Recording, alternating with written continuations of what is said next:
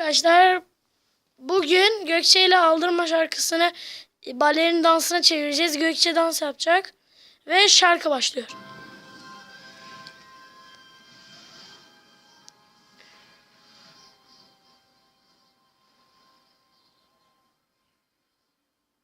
Yüzüne dön, yüzüne dön.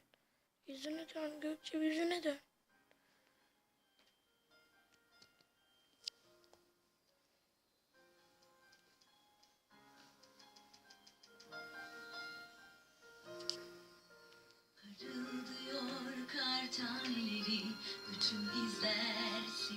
Bana bak Gökçe, bize bak. Soyutlanma krallığı, bense sanki prensesi. Rüzgar oluyor coşan fırtına gibi. Durduramadım oysa denedim. Gökçe düzgün dön. Aman sakla görmesinler seni iyi. Gökçe ters takla at. Dön. Evet.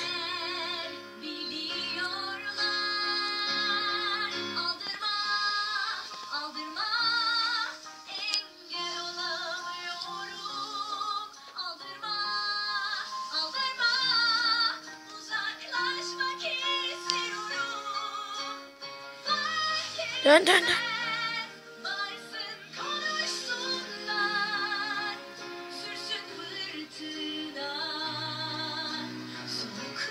Beni hiç üzmedi.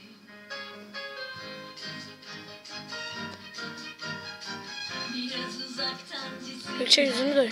küçük görünürler.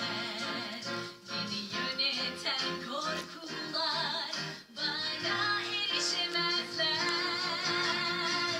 Gücümü deneme vakti, sınırları gelişmeyi, doğru yanlış Dön.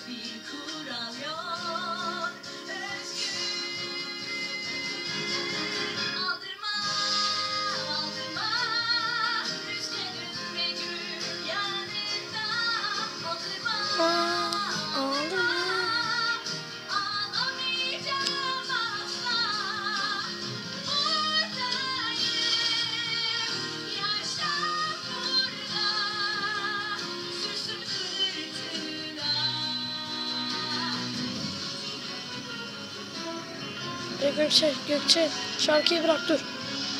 Evet arkadaşlar, bu videomuzun da sonuna geldik. Bunun gibi videolar atmamızı istiyorsanız yorumlara yazabilirsiniz ve like tuşuna yumruk atmayı unutmayın. Bay bay. Aldırma şarkısında balerin.